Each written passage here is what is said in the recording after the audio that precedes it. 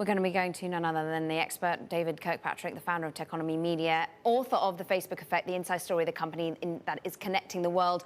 And it is connecting the world. More than 3 billion people using their family of apps. And it's interesting, David, that they talk about how much they benefited when the world was sheltering. And now they're starting to see the shelter-in-place restrictions easing, and they say they expect the number of Facebook daily active users and monthly active users to be flat or slightly down in most regions in the third quarter of 2020. So how do you think that this focus on Facebook and indeed the using of all of its family of apps continues? Well, let's remember, we are living in a more virtual than ever world, and these are the platforms, all three of the ones that just announced, that are facilitating that world, for better or for worse. So it doesn't surprise me at all that they're generally all doing extremely well. I mean, if we're sheltering in place, we're on the internet, and we're probably on Facebook and Google and Amazon. So there's a number of things about the Facebook results that I find particularly interesting, though. Like?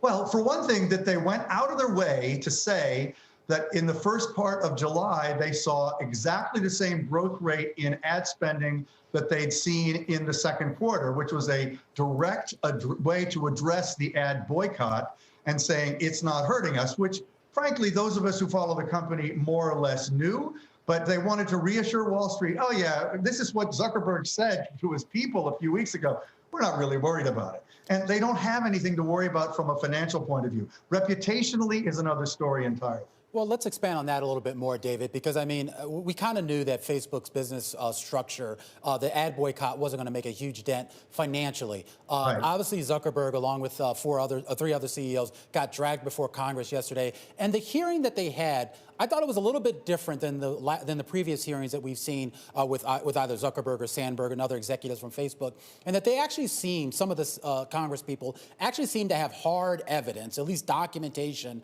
of what they are characterizing as sort of, business practices that maybe don't quite rise to the level of what they would consider legality. Is there a real threat here that Congress could do something that would interrupt the progress that Facebook and some of these other tech companies have made? Well, how much it will interrupt their progress, I don't know, but Congress is definitely going to do something, as is the FTC when it comes to Facebook and the Justice Department when it comes to Google and state attorneys general. These companies are facing an increasing onslaught of regulation. There is no getting around it. What happened yesterday reinforces that likelihood very much. I completely agree with you that the Congress people, particularly those on the Democratic side, showed a significant improvement in their own understanding of how these platforms work and had really done their homework in terms of harms that they were identifying that every one of the four were causing to other participants in their platform. I found it really stunning how detailed their critiques were and how expert they really almost prosecuted these CEOs around those issues.